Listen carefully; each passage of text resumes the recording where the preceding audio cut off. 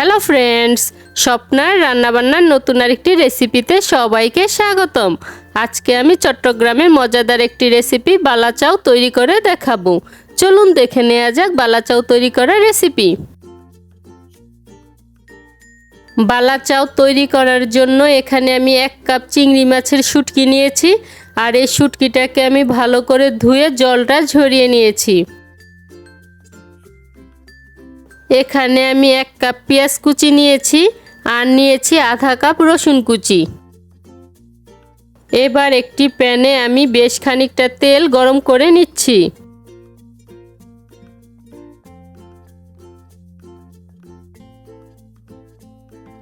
তেলটা যখন ভালো মতো গরম হয়ে যাবে তখন চুলার আঁচটা মিডিয়ামে রেখে চিংড়ি মাছের শুটকিগুলো তেলের মধ্যে দিয়ে আমি মুচমুচ করে ভেজে নিচ্ছি।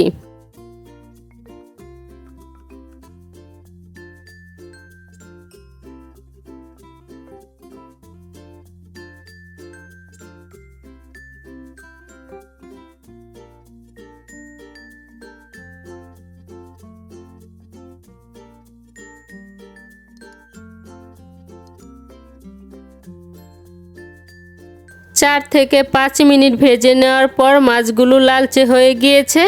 এখন এগুলোকে আমি তেল থেকে তুলে নিচ্ছি।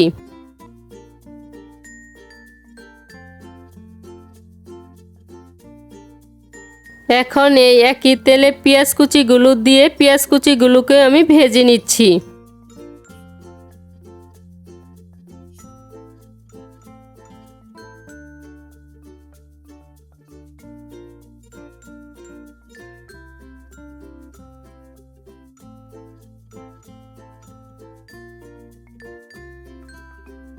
পেঁয়াজটাও 4-5 মিনিট ভেজে নেওয়ার পর বেরেস্তা তৈরি হয়ে গিয়েছে।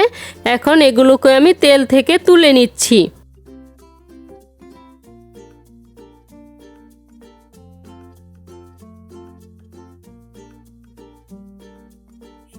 একই রকম ভাবে এই তেলেই আমি রসুন কুচিগুলোকেও ভেজে নিচ্ছি।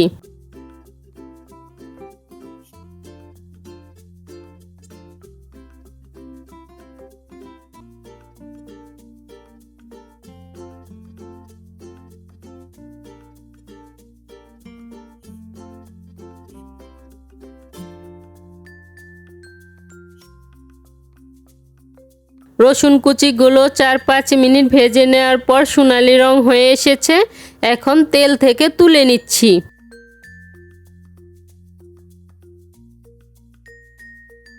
এবার আমি ছোট্ট একটি প্যান নিয়েছি। এই প্যানের মধ্যে 1 চা চামচ তেল গরম করে নিচ্ছি।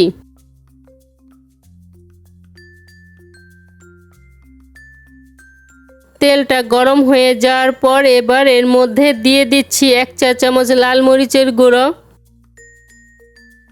ও আধা চা চামচ লবণ দিয়ে এটাকে আমি ভেজে নিচ্ছি। আর এটাকে ভেজে নেওয়ার সময় চুলার আঁচটা একদম কম করে রাখতে হবে, নয়তো মরিচটা পুড়ে যাবে। বালাচাওটা তৈরি করার সময় মরিচটা যদি এভাবে হালকা করে ভেজে নেওয়া হয় তাহলে মরিচের কাঁচা গন্ধটা থাকবে না, আর বালাচাওটা অনেক দিন পর্যন্ত সংরক্ষণ করা যাবে। প্রায় 1 মিনিটের মতো ভেজে নেওয়ার পর এখন এটাকে আমি নামিয়ে নিচ্ছি। সমস্ত উপকরণ ভেজে নেওয়ার পর এবার বালাচাওটা তৈরি করার জন্য ভেজে নেওয়া চিংড়ির সাথে দিয়ে দিচ্ছি ভেজে নেওয়া পেঁয়াজ, ভেজে নেওয়া রসুন কুচি, দিয়ে দিচ্ছি ভেজে নেওয়া মশলাটা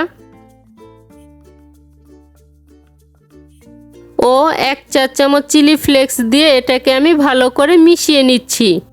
তবে বালাচাওটা তৈরি করার সময় ঝাল এবং লবণটা নিজেদের স্বাদ মতো দিবেন।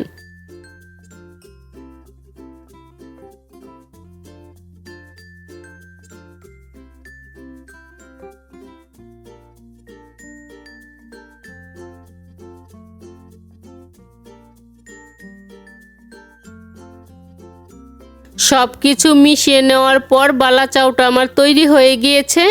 এখন এটাকে আমি একটি কাচের বয়ামে ভরে নিচ্ছি।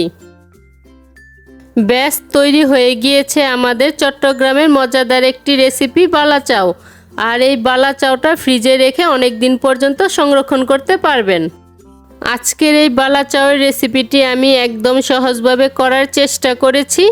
যদি ভালো লেগে থাকে তাহলে স্বপ্নার রান্নাবান্না চ্যানেলটি সাবস্ক্রাইব করে পাশে থাকা বেল আইকনে প্রেস করতে ভুলবেন না।